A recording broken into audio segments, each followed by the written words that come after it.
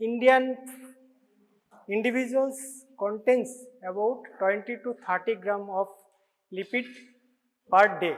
মানে we intake about 20 to 30 gram of lipid per day, of which মানে আমরা যে লিপিডটা খাচ্ছি তার 90% থাকে হচ্ছে যে কি বলতো, কোনো আইডিয়া আছে? 90% হচ্ছে টিজি, rest 10% fatty acid, cholesterol,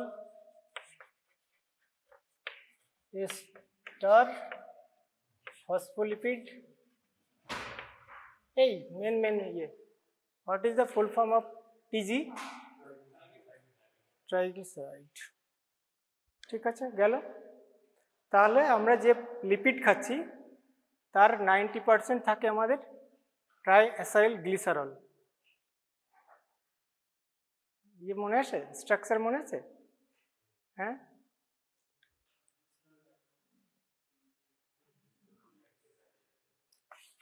এটা যদি গ্লিসারল হয়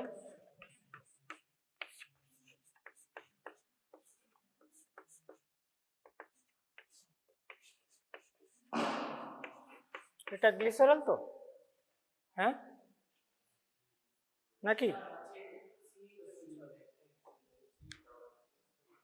কোনটা রে? এইটা তো, এটা হচ্ছে গ্লিসারল। এবার R1, what is R1?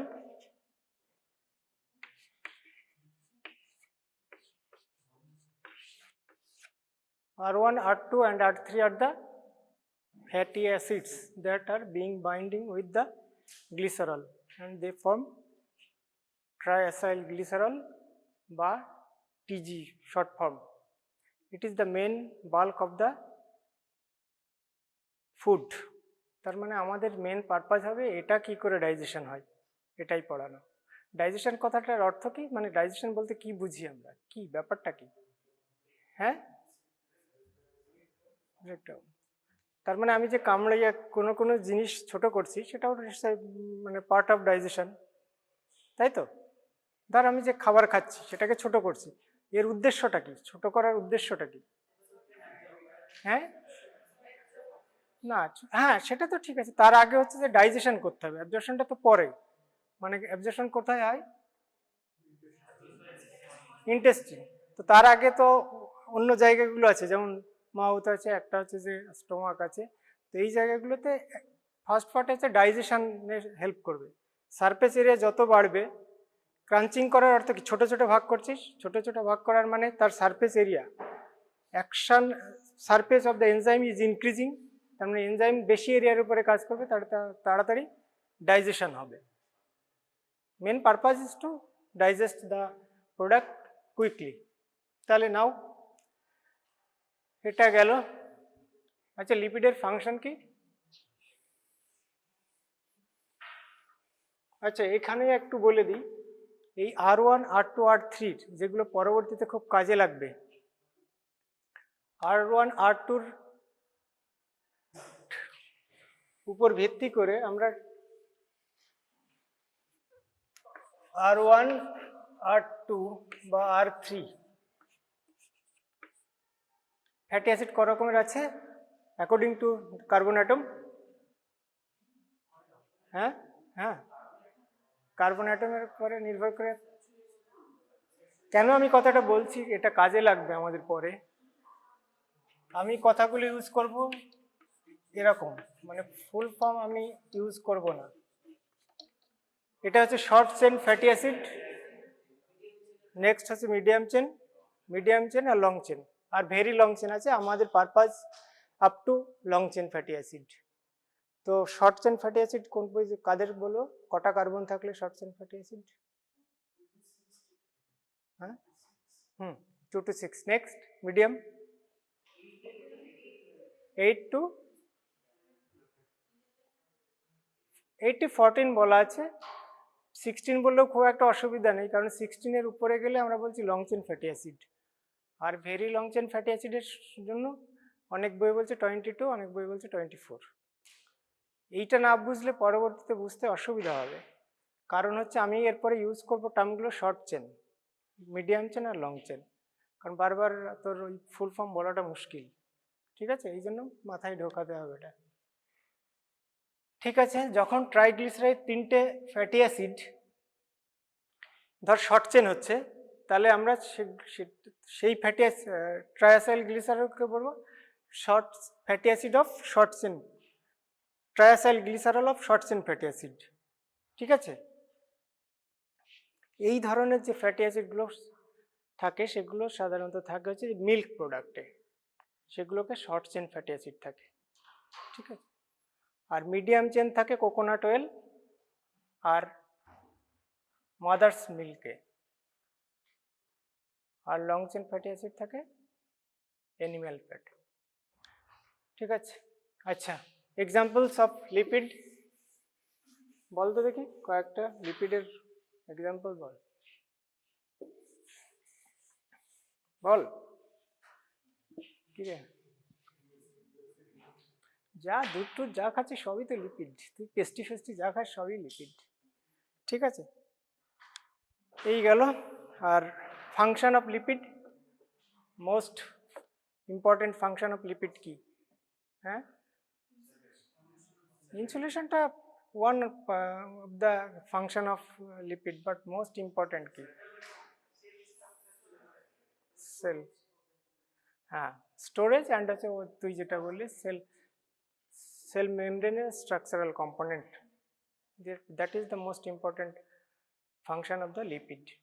And another one is to storage as energy. কি ফর্মে এনার্জি হিসেবে স্টোর হয় আর কোথায় হয়? কোন ফর্মে এনার্জি হিসেবে স্টোর হয় লিপিড? হ্যাঁ, কোথায় হয়, কোথায় স্টোরেজ হয়? লিভার আর এডিপাস টিস্যু। ওকে, মোটামুটি বোঝা গেল এটা মোটামুটি লিপিডের বেসিক, এগুলো তোরা সব জানতিস, আমি জাস্ট রিক্যাপসুলেট করলাম, বা যখন কেমিস্ট্রি অফ লিপিড পড়ানো হয়েছে তখন এগুলো বলা হয়েছে।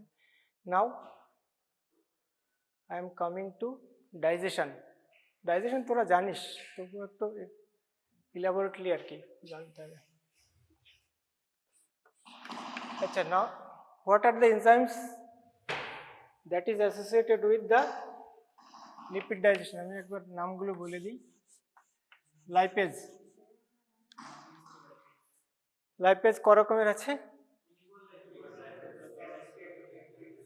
আর গ্যাস্ট্রিক লাইপেজ, আমরা তিনটে মেন লিপিড ডাইজেশনের জন্য, এটাই main enzyme for lipid digestion. তাহলে লাইপেজ তিনটে, লিঙ্গুয়াল, স্টোমাকে আছে, আর হচ্ছে প্যানক্রিয়াটিক। আর কি থাকছে এনজাইম? আর একটা হচ্ছে কোলেস্টেরল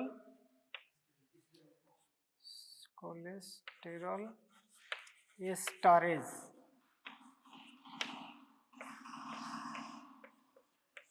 তিন হচ্ছে phospholipase.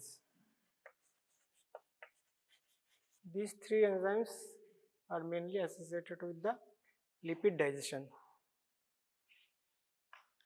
Next, lingual lipase, that is digestion stomach.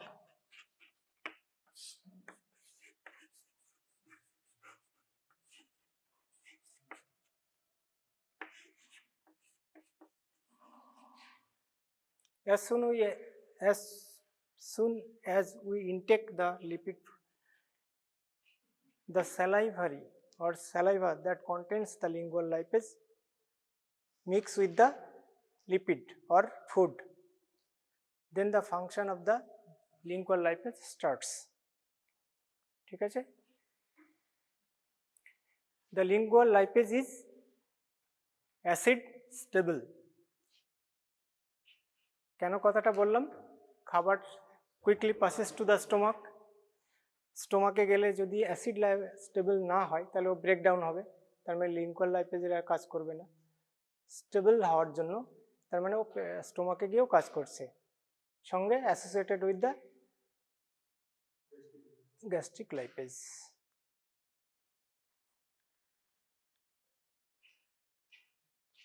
Gastric লিখতে হবে, আমি ভুল করে বলি, গ্যাস্ট্রিক লাইপেজ। ঠিক আছে, তাহলে হোয়াট উইল হ্যাপেন, এদের optimum pH optimum pH for function is 2.5 to 5.4, that is very synonymous to the stomach pH। ঠিক আছে, লিঙ্গুয়াল লাইপেজ কি করবে, তার মানে কি হবে, একটা গ্লিসারল হবে, তাই তো, লিঙ্গুয়াল লাইপেজ বা স্টোমাক গ্যাস্ট্রিক লাইপেজ যেটাই বলিস, স্টারেজ বন্ডগুলো ভাঙবে, তার মানে 3টে ফ্যাটি অ্যাসিড আছে। আমি যদি এখানে আরো ভালোভাবে বলি R1 R2 R3 হবে, তাই তো, তাই হওয়া তো তাই উচিত নাকি, স্টার বন্ড বুঝিস তো, এই যে R1 এর সঙ্গে যেটা হচ্ছে CH, এইটা হচ্ছে স্টার বন্ড, মানে হাইড্রোলিসিস হবে, ওইখানটা ব্রেকডাউন হবে, লাইপেজ এখানটায় কাজ করে। এটা আমি ইন ডিটেল আরেকটু বলবো যখন প্যানক্রিয়াটিক লাইপেজের কথা বলবো তখন বলবো আর কি, এখন জাস্ট এটা mainly this lingual lipase and gastric lipase acts on the mainly short chain fatty acid. Short chain fatty acid মানে এই যে R1 যেটা আছে, মানে R1 R2 R3 এগুলো হলো 2 থেকে 6 কার্বন হবে, যেগুলো মেনলি হচ্ছে মিল্কে থাকে। মিল্ক কারা বেশি খায়, হ্যাঁ কারা খায়, exclusive breast fed newborn babies, তাহলে ওদের ক্ষেত্রে হচ্ছে লিঙ্গুয়াল লাইপেজ এবং হচ্ছে তোর হচ্ছে গ্যাস্ট্রিক লাইপেজের ইম্পর্টেন্ট খুব বেশি। তোর আমার ক্ষেত্রে খুব একটা ইম্পর্টেন্ট মানে আছে, I am not taking the no important আছে, কিন্তু ওদের ক্ষেত্রে হচ্ছে ম্যাক্সিমামটাই তাই হয়, কারণ বাচ্চাদের হচ্ছে 6 মান্থ অব্দি এক্সক্লুসিভ ব্রেস্ট ফিড থাকে, মিল্ক খায়, মাদার্স মিল্ক। গেল, এটা বোঝা গেল। Next, in this way gastric stomachache near about 30% of the lipid intake is digested।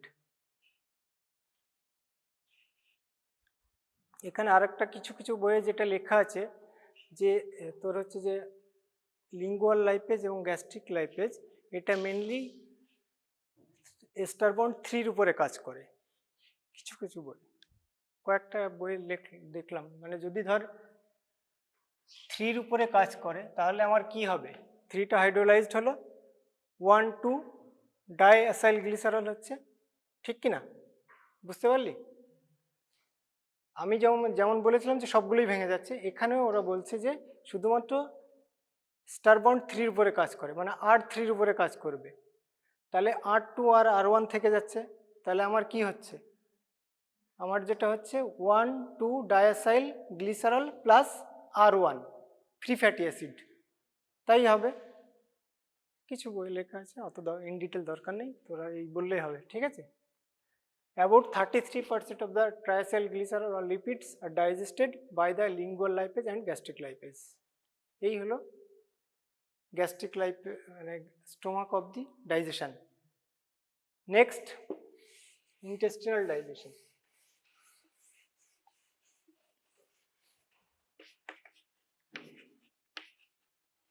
Intestinal ডাইজেশনে এই 3টে এনজাইম থাকছে,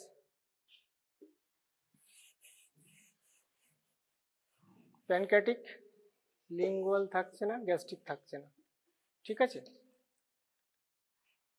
ফুড কি করে এগোচ্ছে, এই যে আমরা ডাইজেশন করলাম খেলাম সেগুলো কি করে মানে গোয়িং টুয়ার্ডস রেকটাম বা অ্যানাস পেরিস্টালসিস।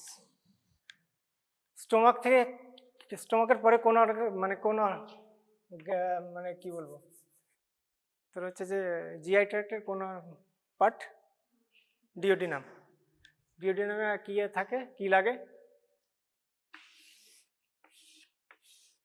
কি লাগে বলবেন? অ্যাম্পলা প্যানক্রিয়াটিক ডাক্ট, অ্যাম্পলা অফ ভার্টার দিয়ে। তাহলে এখানে কি লাগছে? বাইল ফুডগুলো যখন আসছে এর সঙ্গে, ধর আমার এখানে কি হচ্ছে, এখানে মনোঅ্যাসাইল গ্লিসারল ধরলাম, এটা ঠিক আছে, এরকম আসো। এখানে বাইল লাগছে, বাইলের পিএইচ হচ্ছে যে তোর অ্যালকালাইন, অ্যাসিড ছিল ওখানে, সেটা তার সঙ্গে বাইল অ্যালকালাইন একটা সাবস্টেন্স লাগলো, নিউট্রালাইজেশন হলো অ্যাসিড। এই যে neutralisation is important for the function of the pancreatic lipase. Pancreatic lipase acts on alkaline media or neutral media. তাহলে ফুডের সঙ্গে আমার লাগছে হচ্ছে বাইল,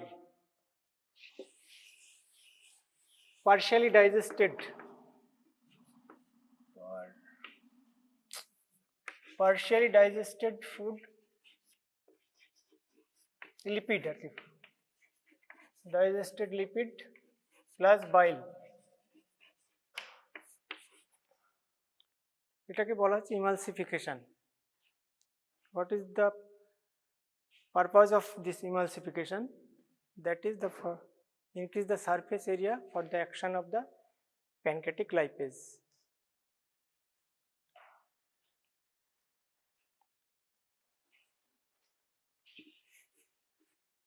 সেগুলোকে আমরা বলছি হচ্ছে যে মাইসেলিস, মিক্সড মাইসেলিস। ঠিক আছে, বোঝা গেল? এইবার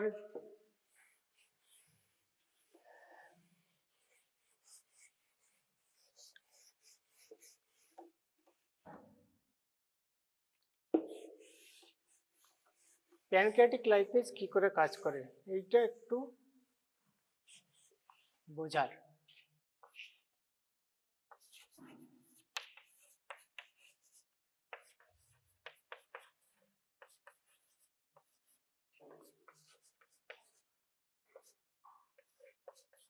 This is the triacylglycerol বা partially digested fatty acid with fat, এখানে লাইপেজ। ও আরেকটা হচ্ছে যে আরেকটু বলে নিই, সেটা হচ্ছে যে pancreatic lipase cannot directly act on the triacylglycerol বা partially digested glycerol. That's why we need, but it's needed another coenzyme by enzyme, that is হচ্ছে colipase. Colipase না হলে pancreatic lipase cannot act over triacylglycerol. Colipase কি করে? Colipase যে lipid থাকছে, লিপিডের পাশাপাশি জল আছে তো নাকি, এটা তো ওয়েল অ্যান্ড ওয়াটার ইন্টারফেস হচ্ছে, সেই ইন্টারফেসে গিয়ে ট্রায়াসাইলগ্লিসারলের সঙ্গে কোলাইপেজটা লাগে প্রথমে। কোলাইপেজ লাগার পরেই হচ্ছে যে প্যানক্রিয়াটিক লাইপেজ মানে ট্রায়াসাইলগ্লিসারলের উপর কাজ করতে পারে, আদারওয়াইজ ও একা কাজ করতে পারে না। তাহলে কারো যদি এরকম হয় যে যে কোলাইপেজের গন্ডগোল আছে, সিক্রেশন হচ্ছে না, তার কিন্তু প্যানক্রিয়াটিক লাইপেজ আর কাজ করতে পারবে না, তার ক্ষেত্রে ডাইজেশনটা কমপ্লিট করতে পারবে না। ঠিক আছে? আর ইমালসিফিকেশন ব্যাপারটা কি তোরা বুঝতে পারছিস? যে ইমালসিফিকেশন মাইসেলিফর্ম কীভাবে হচ্ছে? আমরা জানি কি বাইল সল্ট, বাইলের ভিতরে কি থাকে? Bile salt. বাইল সল্টের কাজ কি? পরীক্ষা ইউরিনের হে সালফার টেস্ট যখন করেছিস, সারফেস টেনশন কমানো।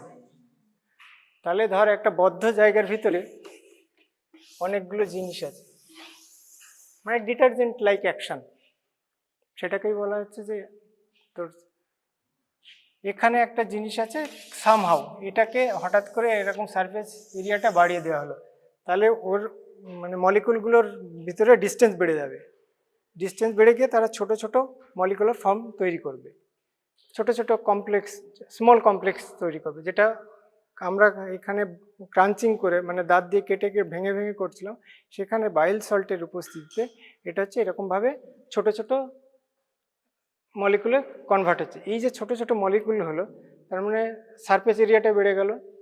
এই সারফেস এরিয়ার উপরে বেশি হওয়ার ফলে প্যানক্রিয়াটিক লাইপেজ মোর সারফেস এরিয়ার উপরে কাজ করতে পারবে। তার মানে কি হচ্ছে, তারা ডাইজেশনটা কুইক হবে। তাহলে micelle formation is very important for the digestion of lipid. ঠিক আছে, আর একটা হচ্ছে যে কোলাইপেজ না থাকলে প্যানক্রিয়াটিক লাইপেজ একা পার্সোনালি কাজ করতে পারবে না, ও ট্রাইগ্লিসারাইল গ্লিসারলের উপর ডাইরেক্টলি কাজ করতে পারে না। এবার প্যানক্রিয়াটিক লাইপেজ কী করে ব্রেকডাউন করে সেটাই এবার, তাহলে মাইসেলি মোটামুটি বোঝা গেল, বাদ বাকিটা পড়ে নিবি। আচ্ছা, এর উপরে হচ্ছে যে প্যানক্রিয়াটিক লাইপেজ।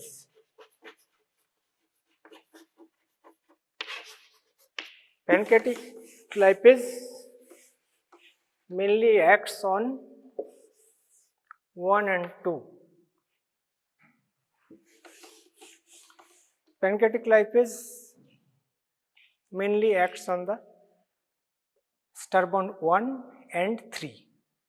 ওখানে আমরা কি বলেছিলাম, লিঙ্গুয়ালের ক্ষেত্রে মেনলি 3, তার মানে হচ্ছিল 1,2 ডায়াসাইল গ্লিসারল, এখানে হচ্ছে কি মেনলি 1 and 3 উপরে।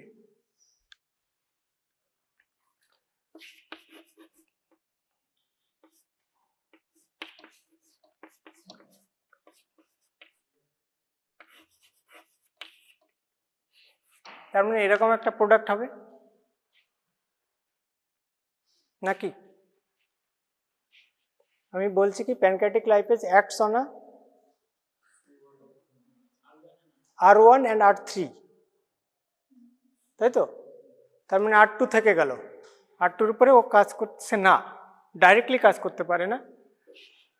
তাহলে আমার প্রোডাক্ট তৈরি হচ্ছে কি 2 মোনোঅ্যাসাইল গ্লিসারল আর R1 R2, মানে free fatty acid R1 and R2। তার মানে কি R2টার ইয়ে হবে না, ডাইজেশন হবে না, তা তো হতে পারে না। এবার এখানে hair comes to the action of one isomerase enzyme। ঠিক আছে, তার মানে আমার এটা চলে গেল, এটা চলে গেল,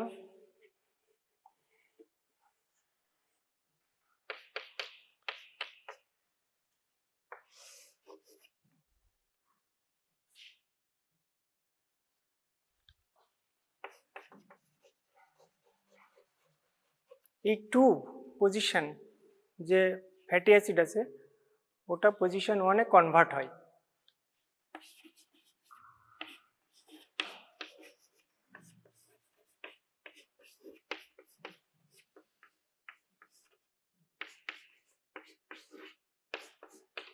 ঠিক আছে, এটা কিন্তু R2 যেটা মিডিলে ছিল সেটা 1 পজিশনে চলে গেল। ঠিক আছে, due to the isomerase enzyme. Next, now pancreatic lipase acts, LP লিখলাম, PL acts on this nucleoform monoacyl glycerol and form glycerol and fatty acid, মানে R2। বোঝা গেল? এটা সহজ সরল ব্যাপার, এগুলো না বোঝার কিছু নেই, বুঝতে পারলি? মানে প্যানক্রিয়াটিক লাইপেজ একটা হচ্ছে pancreatic lipase directly acts on cannot acts on triacyl glycerol, it acts with the help of colipase. কোলাইপেজের ফাংশন কি পরীক্ষায় ধরবে বা এমসিকিউ আসবে। ঠিক আছে, নেক্সট হচ্ছে যে pancreatic lipase acts on R1 and R3 ester bond and form 2 monoacyl glycerol।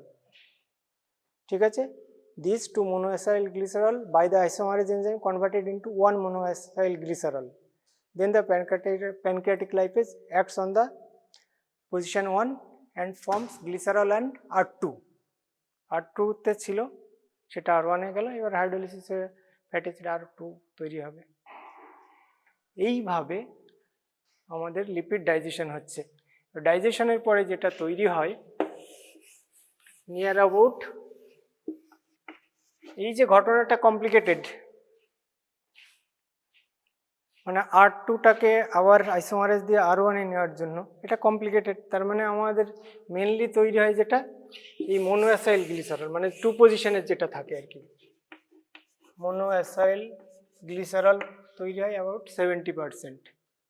Next কি থাকছে, বাদ বাকি হচ্ছে যে কোলেস্টেরল থাকছে ফ্রি ফ্যাটি অ্যাসিডস থাকছে, ঠিক আছে।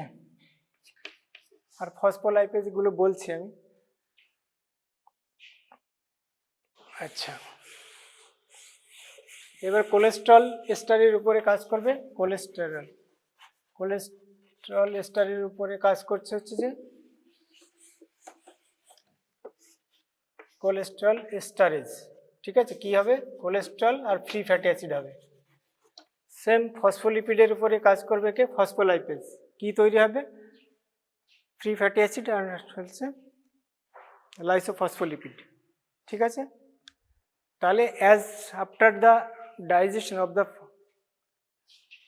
or the function of the these all the enzymes, the end products are near about 78% monoacyl glycerol, that is to position to free fatty acid, cholesterol, lysophospholipids, ঠিক আছে। তাহলে digestion is complete, মানে function of the enzymes that are present in our body is complete. Now digestion complete.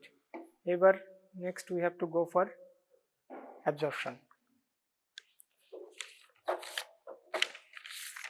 অ্যাবজর্পশনটা কি হবে? Absorption বোঝার জন্য আমাদেরকে দুই ভাগে ভাগ করতে হবে। এক হচ্ছে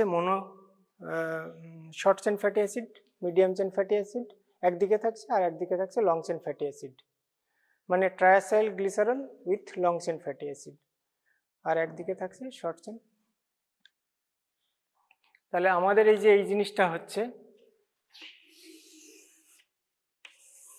এর সঙ্গে কিন্তু বাইলোজ লেগে আছে, ঠিক আছে। মিক্সড মাইসেলিজ,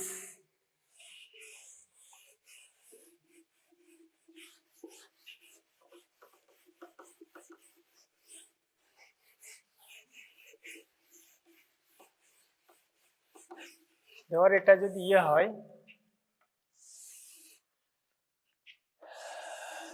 এটা সেল ধরলাম, সেলের গায়ে তো ব্লাড ভেসেলস থাকবে নাকি, তাই তো নাকি? সেলের গায়ে ব্লাড ভেসেলস থাকবে।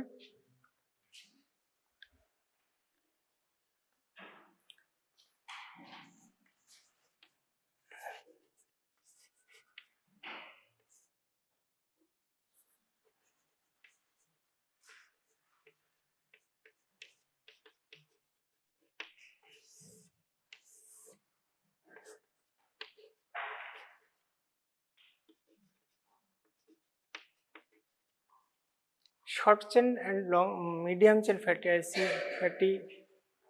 acids, they are passively diffuse into the, এটা কি বলতো? এটা হচ্ছে ইন্টেস্টিনাল সেল। এটা হচ্ছে যে এটা অ্যাকচুয়ালি এইদিকে হবে,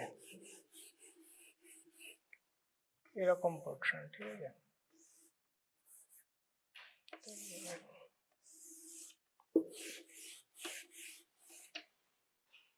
এই যে শর্ট চেন আর ফ্যাটি অ্যাসিড এবং medium chain fatty acid and short chain fatty acid, they passively diffuse into the intestinal cell. They do not need any help for diffusion into the intestinal cell, ঠিক আছে। দুটো ভাগে ভাগ করেছি আমি, বলেছি এটা বোঝার জন্য, বোঝা গেল? এটা তার মানে এখানে চলে যাচ্ছে, ইন্টেস্টিনাল সেলে চলে যাচ্ছে, ইন্টেস্টিনাল সেল থেকে they directly diffuse into the blood circulation, ঠিক আছে। এখান থেকে ব্লাডে চলে যাচ্ছে ডাইরেক্টলি, ব্লাডে গিয়ে কোথায় যাবে?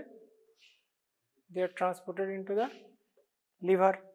সাধারণত অ্যাবজর্পশনগুলো ভেনিউলে হয়, ভেনিউল থেকে লিভারে যাবে, লিভার থেকে পেরিফেরাল টিস্যুতে যাবে, বা অ্যাডিপোজ টিস্যুতে গিয়ে লিভারে ফর ডাইজেশন এনার্জি প্রোডাকশনের জন্য ইউজ হবে, অথবা to be stored into the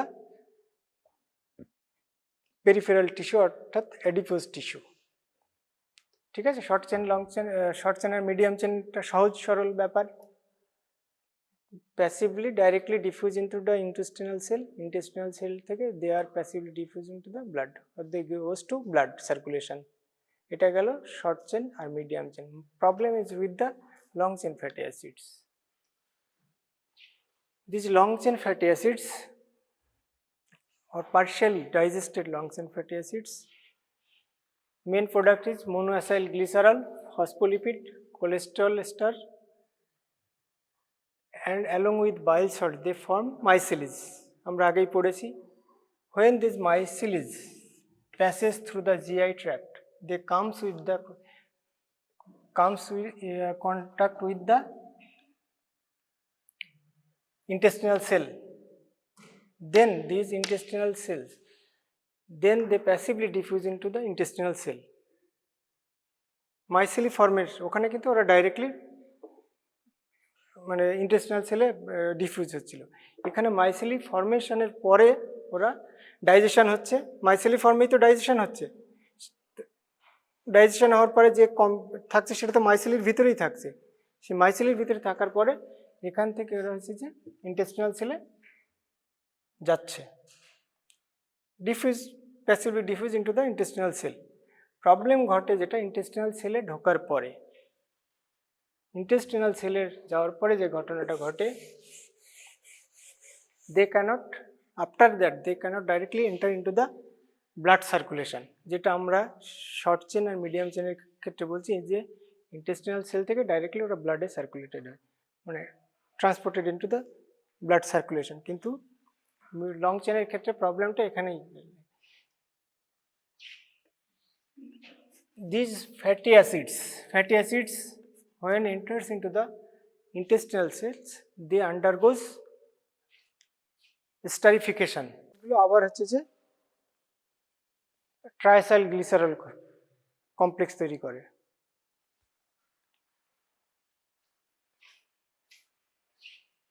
আর তার মানে সেলে গেল, এখানে তো বড় করে রেখে দিচ্ছি, newly formed triacyl glycerol, cholesterol, fatty acids, phospholipid,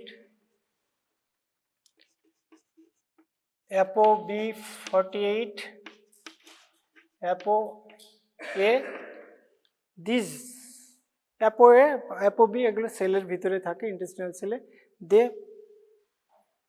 incorporated into a milky fluid that is known as chylomicron.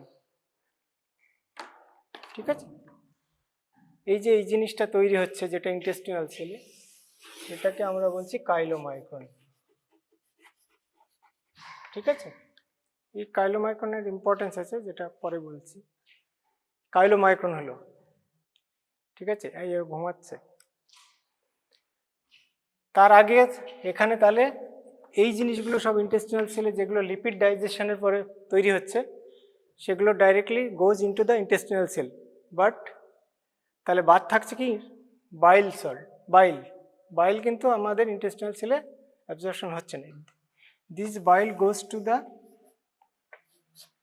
ইন্টারোহেপাটিক circulation, enterohepatic circulation থেকে তার কোথায় যাবে, লিভারে যাবে, লিভার থেকে আবার রিসিক্রেটেড হবে।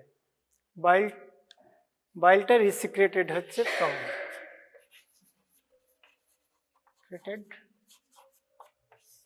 ফ্রম লিভার, মানে রিইউজ হবে, মানে এটা প্রতিনিয়ত সাইকেল করুন। কিন্তু প্রবলেম যে হচ্ছে যে কাইলোমাইক্রন, দিস কাইলোমাইক্রন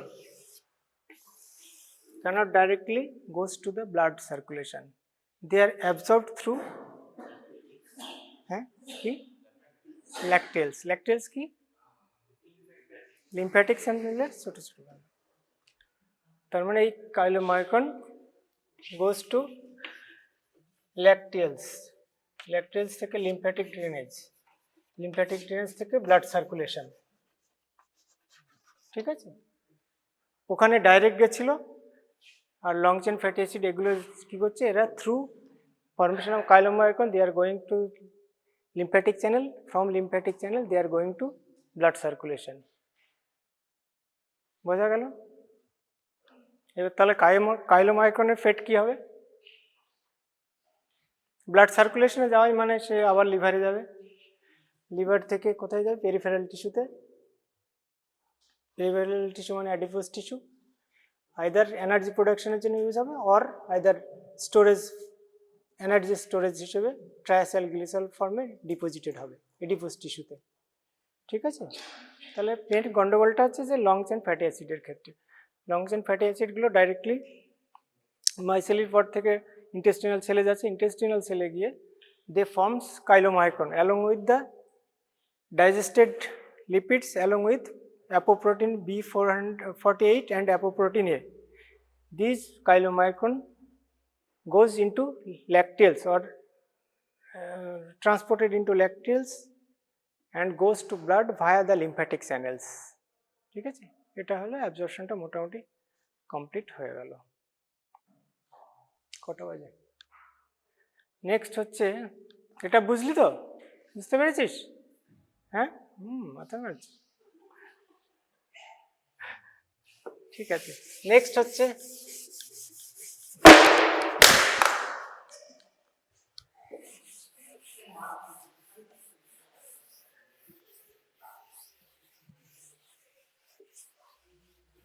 তাহলে বুঝলি তো যে বাচ্চাদের নিউবর্ন বেবিদের ক্ষেত্রে কত ইম্পর্টেন্ট লিঙ্গুয়াল লাইপেজ আর gastric lipase.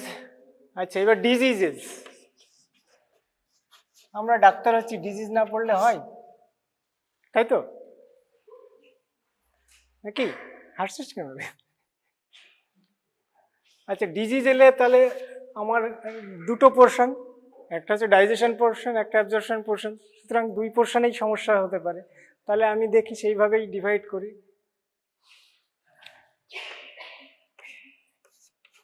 Defective digestion. Defective digestion মানে কি? ব্যাপারটা কি হবে? কিসে কোথায় প্রবলেম ঘটবে? হ্যাঁ, আমি তো বলছি ডাইজেশনের প্রবলেম। হ্যাঁ, তার মানে প্যানক্রিয়াটিক ইনসাফিসিয়েন্সি মেনলি আমি বলেছি। Pancreatic lipase is the main enzyme that is associated with the lipid digestion, মানে বইয়ের ভাষা হিসেবে বলছি আর কি। তাহলে এখানে তোর হচ্ছে যে প্যানক্রিয়াটিক ইনসাফিসিয়েন্সি। ঠিক আছে, তাহলে কোন টাইপের ফ্যাট আমি, এবার ধর ডাইজেশন হলো না, তাহলে সেগুলো কি হবে? স্টুলের সঙ্গে বের হবে। তাহলে আমি যখন এই ক্ষেত্রে আমি যখন পেশেন্টের স্টুল পরীক্ষা করব, তাহলে আমি মেইনলি পাবো কি? আনস্প্লিটেড, মানে আনস্প্লিট কথাটা ইউজ করেছে ওরা, আনস্প্লিটেড ফ্যাট, তাই তো? তার মানে ব্রেকডাউনই হচ্ছে না, তার মানে আমি যেমন খেয়েছি তেমন স্টুলের সঙ্গে বেরিয়ে যাবে। এই যে এই কথাটার, সেইটাকে আমরা বলছি স্টিয়াটোরিয়া।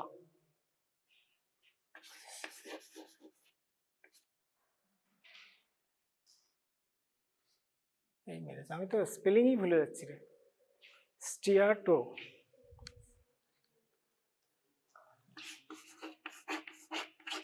ডায়রিয়ার থেকে এসছে স্টিয়াটোরিয়া।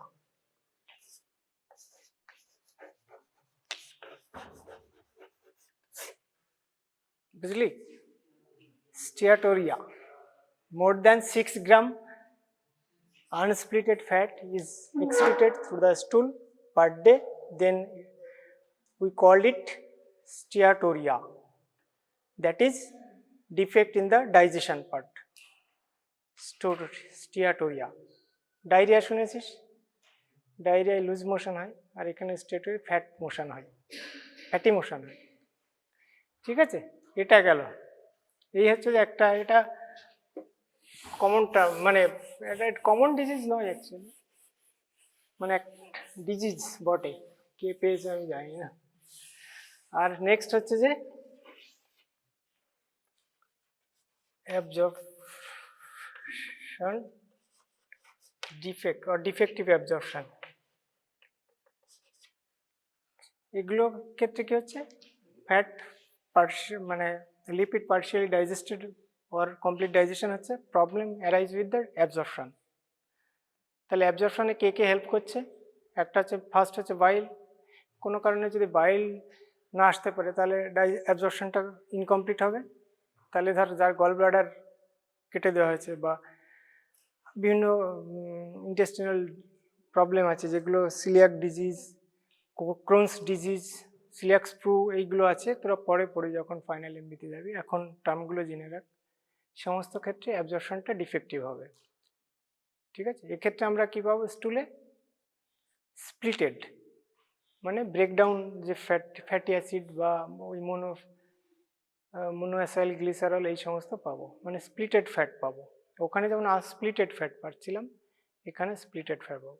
বা অনেক সময় হচ্ছে ইন্টেস্টিন যেগুলো তোর জেজুনামে অ্যাবজর্পশন হয় সেটা কেটে বাদ দেওয়া হয়েছে, তাদের ক্ষেত্রে হচ্ছে যে আমরা এরকম পাবো। ঠিক আছে, এই মোটামুটি দুটো জানলেই বইয়ে লেখা আছে, দুটোই শেখ। এই দুটো মনে রাখতে পারলেই অনেক। বেসিক আইডিয়া দরকার, খুব বেশি আইডিয়া তোদের কাছে দরকার নেই, পরবর্তীতে সব শিখে যাবি, কিন্তু এই দুটো না বলতে পারলেই তো অসুবিধা, পরীক্ষায় সমস্যা তৈরি হবে। ঠিক আছে, কিছুই নেই, ব্যাপারটা তোরা আগে পড়ে এসছিস অনেকটা, সেটা আরেকটু ইলাবোরেটলি পড়ানো, এত ইন ডিটেল তোরা পড়িসনি, সেটা যেহেতু ডাক্তার হচ্ছিস পরবর্তীতে আরও ইন ডিটেল পড়তে হবে তোদের। পরে আমরাও এখনো পড়ছি, আমি এতটা জানতাম না, তোদের পড়ানোর জন্য জানতে হয়েছে বা পড়ছি আর কি, সুতরাং জানতে হবেই। এবার তুমি কোন স্টেজে জানছো সেটাই, যে আগে তাড়াতাড়ি জেনে যাবে সে বেশি ভালো ডাক্তার হবে, আর যে পরে জানবে সে একটু খারাপ ডাক্তার হবে। ঠিক আছে, কিন্তু জানতে হবেই তোমার, তুমি যদি ডাক্তারি পড়তে চাও। ঠিক আছে, this is all about today, digestion and absorption of lipid. ঠিক আছে, সহজ সরল ব্যাপার স্যাপার, খুব কঠিন কিছু নেই। গতদিনে যেমন ইটিসি খুব কঠিন একটা জায়গা, যেটা বোঝা তোদের লেভেলে খুবই কঠিন, মানে আমাদের পক্ষেও বোঝাটা একটু কঠিন, very tough, one of the toughest কি বলবো চ্যাপ্টার হচ্ছে বায়োলজিক্যাল অক্সিডেশন। ঠিক আছে, এটা তো সহজ সরল পড়ে এসছিস, কালকে পড়াবো হচ্ছে যে অক্সিডেশন। ঠিক আছে, ফ্যাট অক্সিডেশন পড়াবো।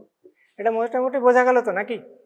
হ্যাঁ, একবার বাড়িয়ে পড়ে নিবি, তাহলে এই যে বলা হলো সেটা মাথায় ঢুকলো, এবার পড়লে মনে থাকবে, নাহলে মনে থাকবে না।